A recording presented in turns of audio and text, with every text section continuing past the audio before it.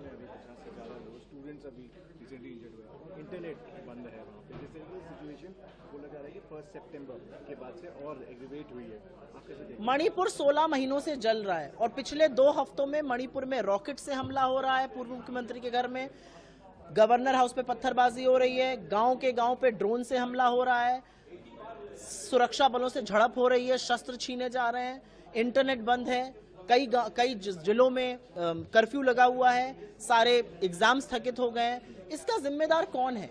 RPG, अब local pistol और guns नहीं है, अब आरपीजी से हमले हो रहे हैं। ये कैसे हो सकता है और इसका जिम्मेदार कौन है? और आज फिर उसी सवाल को हम दोहराएंगे। 16 महीने हो गए, इस देश का एक राज्य है, मानवता के ही चलते, मर्यादा के चलते, नैतिकता के चलते मणिपुर तो जाइए नरेंद्र मोदी, जो भाजपा के प्रवक्ता, जो भाजपा के भक्त, जो दोरूपल्ली के ट्रोल, जिनको बाकी देशों की चिंता है, उनको और मीडिया के भी मेरे साथियों को, उनको मणिपुर की कोई चिंता नहीं है। बात कर लेते हैं राहुल गांधी बहादुर मणिपुर की। मणिपुर में अभी 50 से ज़्यादा लोग स्टूडेंट्स अभी रिसेंटली इंजर्ड हुए, इंटरनेट बंद है वहाँ पे, जिससे ये सिचुएशन बोला जा रहा है कि 1 सितंबर के बाद से और एग्रीवेट हुई है।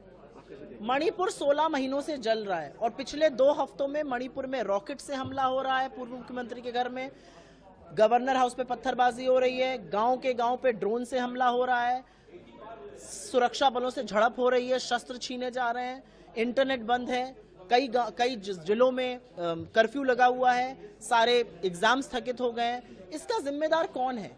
आरपीजी, अब लोकल पिस्टल और गन्स नहीं है, अब आरपीजी से हमले हो रहे हैं।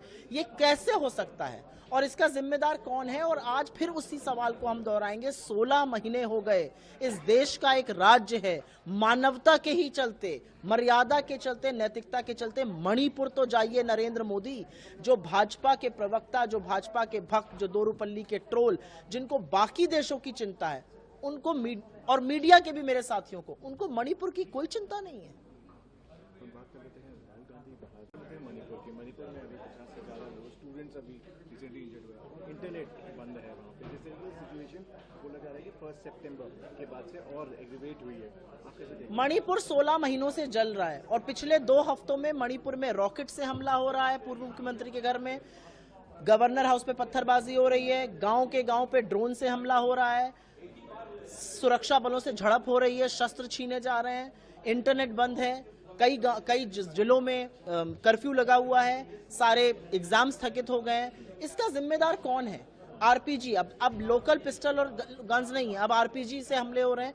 ये कैसे हो सकता है और इसका जिम्मेदार कौन है? और आज फिर उसी सवाल को हम दोहराएंगे। 16 महीने हो गए, इस देश का एक राज्य है, मानवता के ही चलते, मर्यादा के चलते, नैतिकता के चलते मणिपुर तो जाइए नरेंद्र मोदी, जो भाजपा के प्रवक्ता, जो भाजपा के भक्त, जो दोरूपल्ली के ट्रोल, जिनको बाकी देशों की चिंता है, उनको और मीडिया के भी मेरे साथियों को, उनको मणिपुर की कोई चिंता नहीं है।